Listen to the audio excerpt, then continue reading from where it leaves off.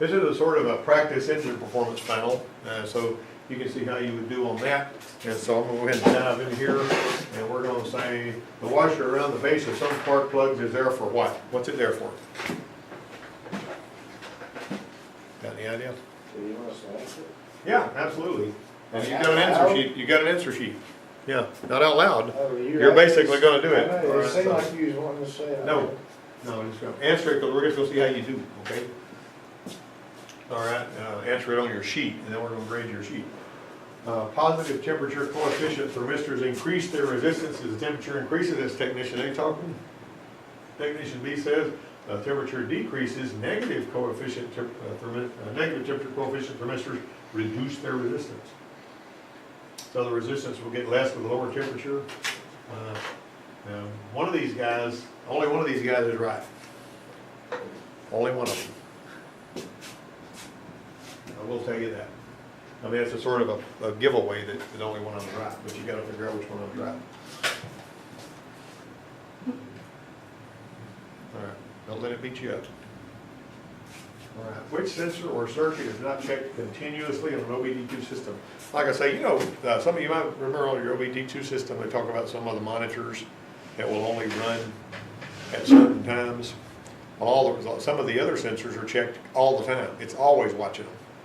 And so that's continuously monitored sensors, and then the ones that are part of the, for example, a catalytic converter is only checked after a certain amount of time driving at a certain speed when it's at a certain temperature. And it can't be checked continuously because it's not always ready to be tested.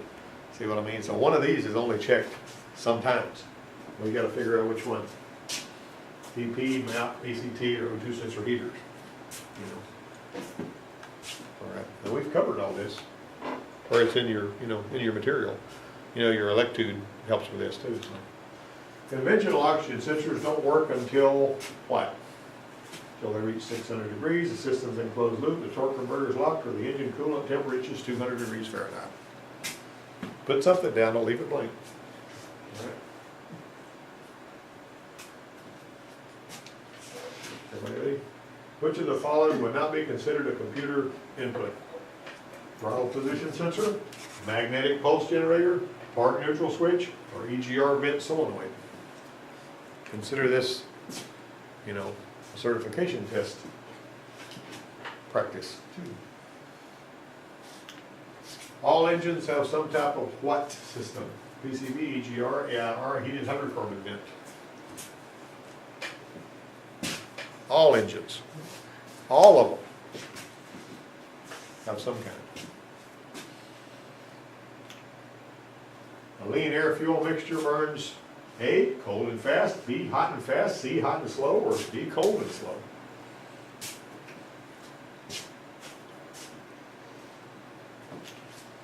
Question 8. The fuel pump on a vehicle can be heard for 2 seconds at key on, but the engine will not start. The fuel gauge shows a full tank. Fuel pump current draw is 8.9 amps. Which of the following is least likely to be the cause? An empty fuel tank, water in the fuel tank, inoperative fuel injectors, or fuel valve spark plugs?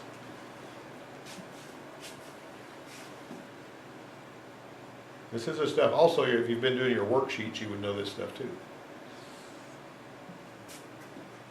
You're spinning over trying to crank the motor. If the idle air control step counts are 0, what? A, the engine is running rich. B, the engine may have a vacuum leak. C, throttle plates may need to be cleaned. Or D, both B and C are correct. Imagine this. What if this was your final exam and this was what you were going to get a 4th year grade from? Would that be good? That would be good, wouldn't it? All right. An engine is running at 243 degrees. The cooling system is full of clean coolant. Air conditioner is off, but the fans have cycled on at the proper engine coolant temperature, but they never cycle off. They just keep running. Both heater hoses are cool to the touch. One of the following, which is the most likely to be the problem? A, a stuck open thermostat. B, a bad water pump. C, too much heat transfer from the radiator to the ambient air. Or D, too much hot gas EGR flow.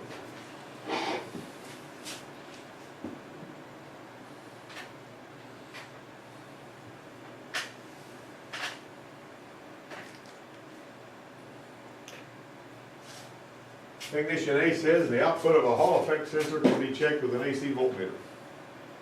Technician B says the output of a variable reluctance sensor can be checked with a lab scope. Who's correct? This isn't exactly drawn right because on a Hall effect sensor, you still have a power wire coming in, but that's neither here nor there.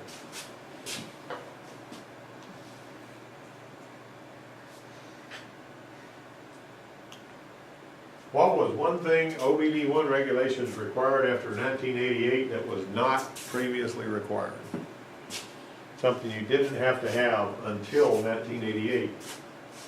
A misfire monitor, B, an oxygen sensor, C, a dash-mounted warning light, or D, a dash-mounted connector. OBD1 now. You know, when OBD2 came in, they started coming in 1994, and it was supposed to be complete by 1997. Some of your one-ton pickups didn't get it until 1998. This is OBD1. This is the old one. EGR system failure can cause A, higher cylinder combustion temperature, B, pinion detonation, C, higher NOx emissions, or D, any of the above.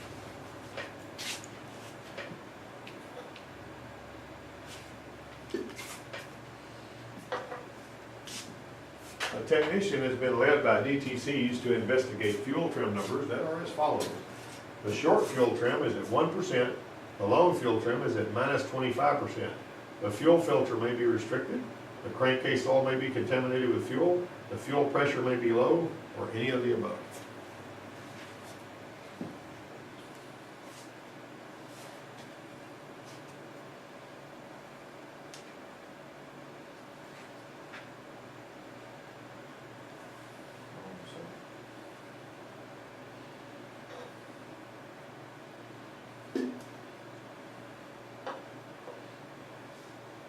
The wonderful world of engine performance training. Everybody ready? Technician A says a bad radiator cap can cause rust and corrosion buildup in a car's cooling system. Technician B says a large pipe on a heater core is generally the heater core's inlet pipe. Call it. Who's right?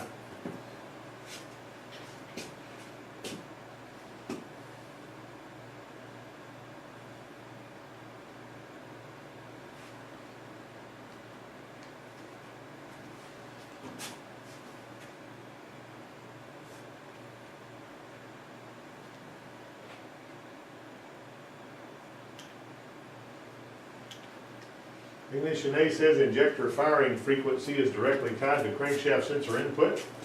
Technician B says on an engine with a crankshaft sensor and a distributor, improper distributor rotor alignment can be corrected by adjusting the ignition timing.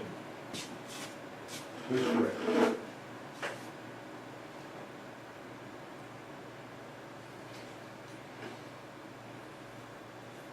We're going to talk about these in detail when we're through with that, so you can know. A technician is investigating a no-start condition on a vehicle with the following PID values. What is the most likely reason for the no-start? Now, believe it or not, if you ever take any engine performance test or advanced engine work, you're liable to see a question exactly like this. Or not with exactly these values, but you'll see a question with PID values like that. So you're supposed to be able to look at the scan tool. If the answer is there, you should be able to figure it out. What's the most likely reason for the no start? A faulty baro sensor, a weak throttle position sensor, an open IAT sensor circuit. None of the above. He needs to check more PIDs.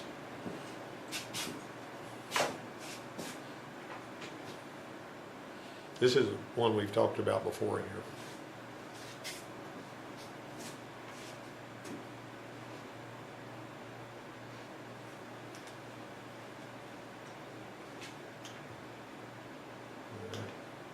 A 5-cylinder engine has a firing event every how many degrees?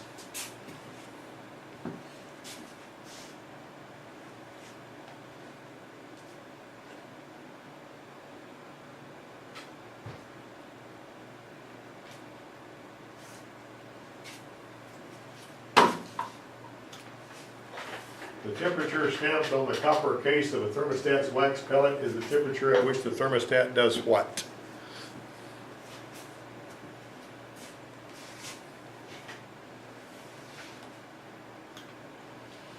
The exhaust gas recirculation valve, when fully open, generally allows a little less than 10% of the exhaust gas to pass back through the intake mix. Technician A says this is to reburn some of the exhaust gas. Technician B says this is done to cool the combustion chamber. Who's correct about that?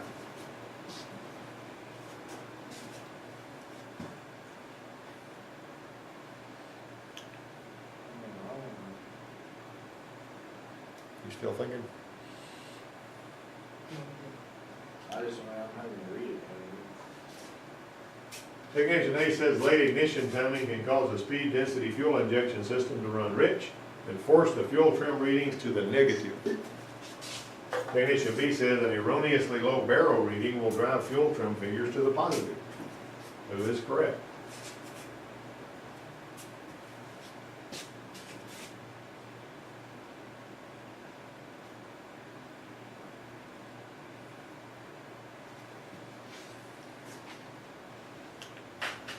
If the vehicle speed signal is suddenly lost at road speed, what generally happens? Speedometer needle drops to 0, the speed control suddenly becomes dysfunctional, the transmission drops back into first gear, or all of the above.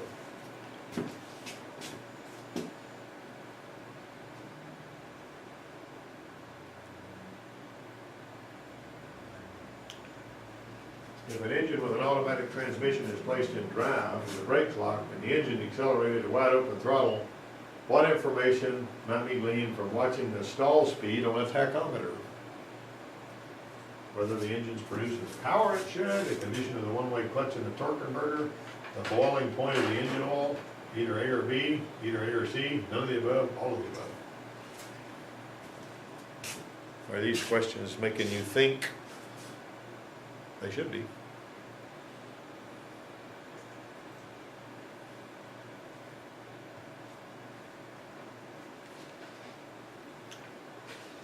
The vehicle is traveling down a straight highway with a short and long fuel trims hovering near 0.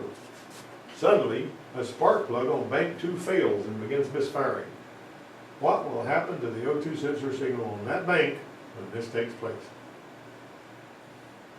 It will reflect a rich mixture, it will reflect a lean mixture, fuel trims will go positive, fuel trims will go negative, B and C or A and D.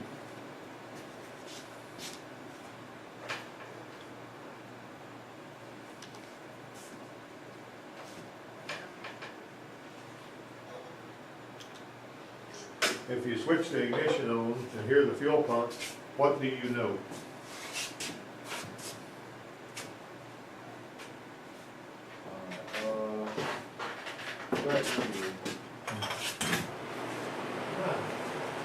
Where would the upper classroom for diesel mechanic be? The upper classroom, I I know. think it's, you go one more door and turn left. One more You know where the door. bathroom is? Go in. All right. There we go. Go back to number 8. Number 8. Hey, Darlene. Uh-huh.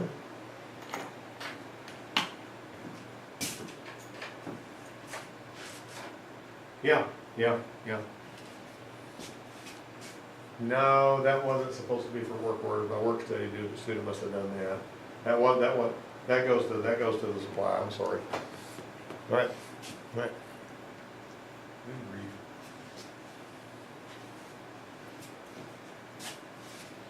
You got it? And number 19. 19?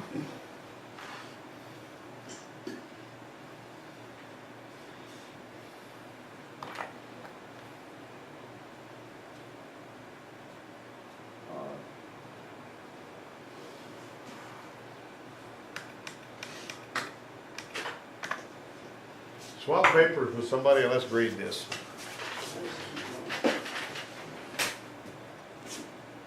Ain't this fun? You feel like you've been smacked around when you get through taking one of these? All right. This one here should be B. conducting heat out of the spark plug. That's what that washer's there for. The bevel seat on the other ones, if they're not tight all the way, it won't conduct heat out of the spark plug, and you can burn up a spark plug that way. I got a spark plug somewhere where it was burned up because somebody didn't tighten it down all the way. It's too hot. It's gotta be, the cylinder head's gotta carry that heat out of that plug. All right, A only. Positive temperature coefficient thermistors increase their resistance as the temperature increases. Ordinarily, the engine coolant temperature, transmission oil temperature, intake air temperature sensor on a car, the hotter it gets, the lower resistance gets, the lower the voltage goes. So basically, if you've got a negative temperature coefficient transistor, it's going to work thermistor, it's going to work exactly opposite of the way you expect something to do. Usually when something gets hotter, it gets more resistance. If it's positive temperature coefficient, like a piece of wire or a light bulb, it's going to basically have, as it gets hotter, the more temperature, the more resistance it has. So that should have been A only. Which sensor or circuit is not checked continuously? It cannot check the oxygen sensor heaters until certain criteria are met. It can check TP, MAP, and ECT all the time. If they drop out of line or something, it can, but this one right here, this one, the heater, did you know that heater is right in the middle of that sensor? It's basically almost like a glow plug. Down in there, it's like 3 or 4 ohms, and a little current goes in there and heats it up. This one guy was working on a car one day, and when he raised it up, he had the key on, and he had been in there for a pretty good while working on it. And he leaned up against the oxygen sensor, and it burned him. Ow! And he says, "How did that happen?" I said, "Well, it's got a heater in there, man. It's because that's just warming that thing up all the time." Conventional oxygen sensors don't work until they reach 600 degrees. As a matter of fact, did you know the torque converter won't lock up until the engine reaches operating temperature? Too, so you could probably, make a dance in that direction too. Which of the following would not be considered a computer input? Somebody tell me. The EGR event solenoid, because why? That is a computer output. All engines have some type of what system? PCV system. They gotta have. Even the ones that ejected the crankcase gases into the atmosphere, they have a PCV system. They just don't all run it through the, and then in the olden days, they just have a draft tube coming out. They had a sort of a angle cut, so when you were going down the road, it would create a low pressure and pull that stuff out into the air. It was a bad idea. What was the first vehicle that had a PCV valve on it, The Model T Ford. Corvair in the early 60s. Model T Ford didn't have that. All right, a lean air fuel mixture burns hot and fast. So if it's lean, it's hot. That's why sometimes if you've got a real lean mix, you'll basically have some pinging and all that kind of stuff. An empty fuel tank is the least likely. Why? Because it's going, the amps are going down. Yeah, the amps are too high for it to be an empty fuel tank, Yeah. unless there's something wrong with the fuel pump. But if this fuel pump's running, it only putting pressure up there. If it's got, it'll have from like 4 to 8 or 4 to 9 amps if it's moving fuel. If there's no fuel moving, it'll have like 1.5 amps. It just almost takes no current at all to spin it. If the idle air control counts are 0, what? Yeah, Engine may have a vacuum leak. What does the 0 counts on the idle air control mean? The 0 counts mean I'm satisfied, more than satisfied, with the idle speed. As a matter of fact, I'd like to slow the idle speed down some, so I'm going to close off. 0 counts means it has completely closed off its passage where it's going around the throttle plate, because it's trying to cause the idle speed to be within the place where it was. Now there is a place, if somebody adjusts it with a screw, and they weren't supposed to really do that, because there's not a procedure for that in on most cars in the book. But if somebody has been jacking with that and they've got it propped over and they've bent the little blade some, they may get the idle speed in what is called the dead band. And whenever it's in that band, the engine controller will not try to correct it with the idle air control, because it's already where it needs to be. So if you've got 0 counts, you may not just have a vacuum leak, you may actually have usually if you got a vacuum leak, you're going to pick up some fuel trim issues. But if the fuel trims look normal, but it's in the dead band and it's 0 counts, look for something to be causing it, like a misadjusted throttle cable holding the throttle open a little bit or something like that.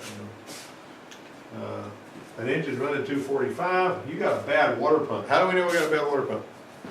I don't know, I said, thermostat. Heater hoses are cool. How does the heater hoses get any circulation? The water pump's got to push coolant through the heater hoses to the heater. Are we talking about the heater core?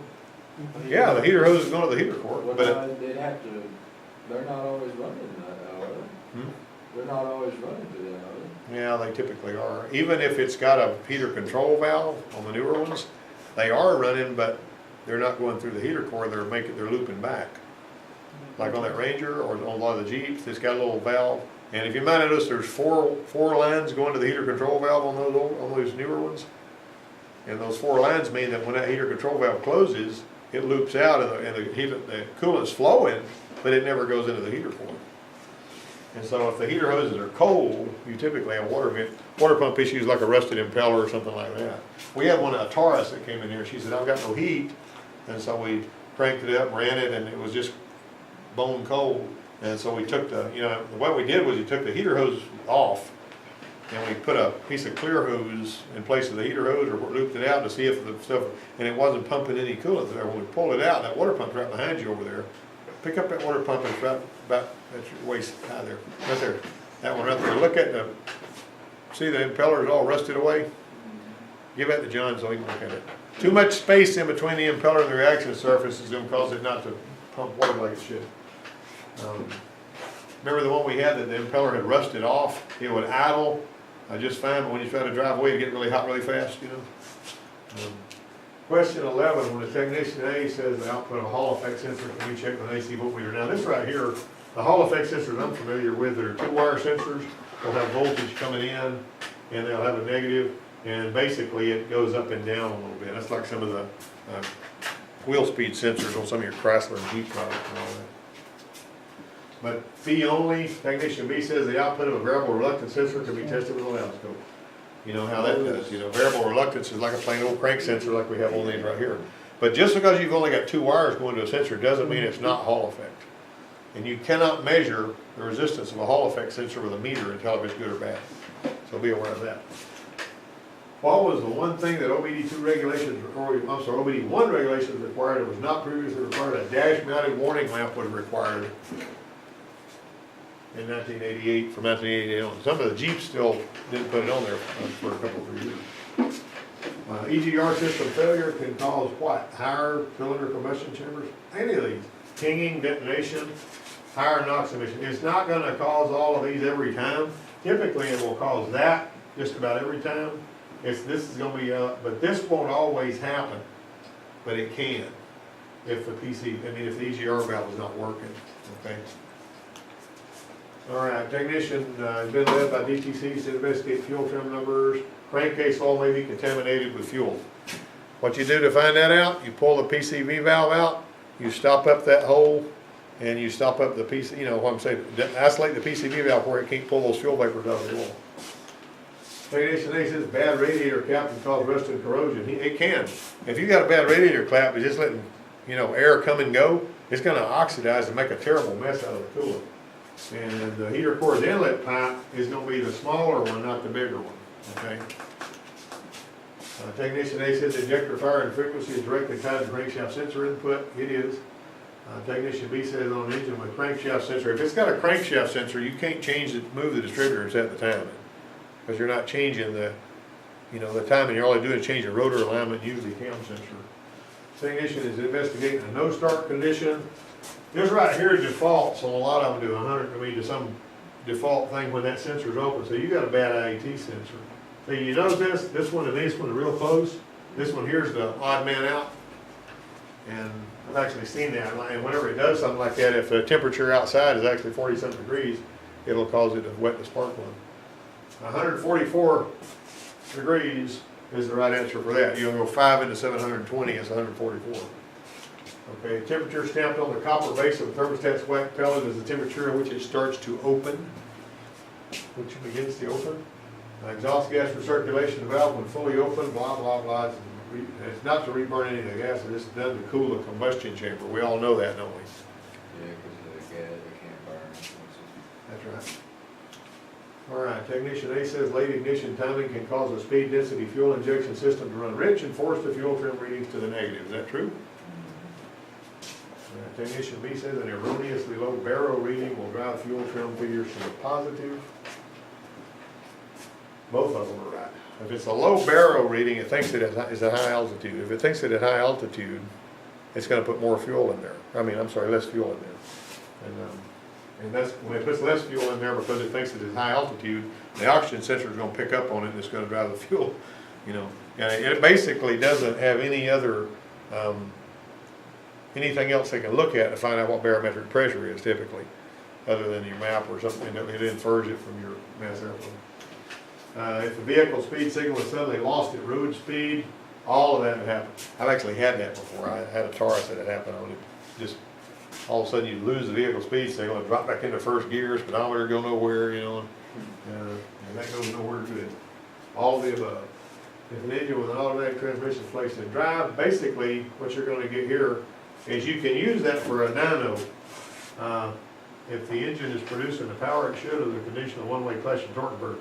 And I was going to show John that converter we got cut apart, so I don't know what the stator's all about.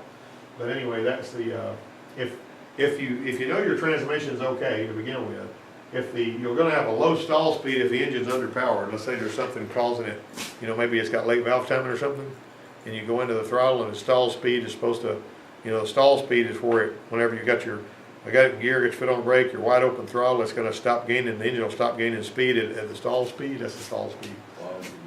The race car people that are like to, you know, race down at Holt and all, they'll put a stall speed converter in there that stalls at like 3,500, really close to the power band, so they can be in that thing really hard, and whenever they're ready to jump off the line, all you do is jerk their foot off the brake and they're going, you know, that's how that works. You know.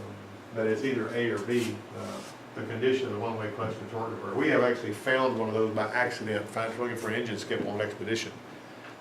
Brake torquing it, trying to get it to skip, you know, it's supposed to have a stall speed of 2,900 on that one, and it was at 18, so it wound up having a torque converter. If the vehicle's traveling down a straight highway with a short and long fuel trims, okay, B and C, it'll reflect a lean mixture and fuel trim will go positive. Why? Spark plugs misfiring. Yeah, because the O2 sensor is gonna read more gas and then it's gonna drive the fuel trims down. Okay, you just said something totally wrong. The O2 sensor doesn't care about gas. You know that. It's not, you know what I mean, it knows it's going to read more what? Oxygen.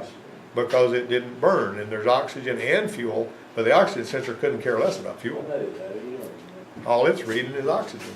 But there's going to be oxygen in there, and so it's going to say, whoa, we're running lean. All that fuel is going to go blowing right on by, and it ain't going to have a clue what that's about. It's just looking at oxygen. Okay. You notice did you see my little misfire in spark plug? You know how hard it was to get that picture? Okay. Okay, then. If you switch on the ignition, here's the fuel pump, you know the PCM's awake and functioning. That ain't complicated. What was 19? What was 19? 19? Yeah.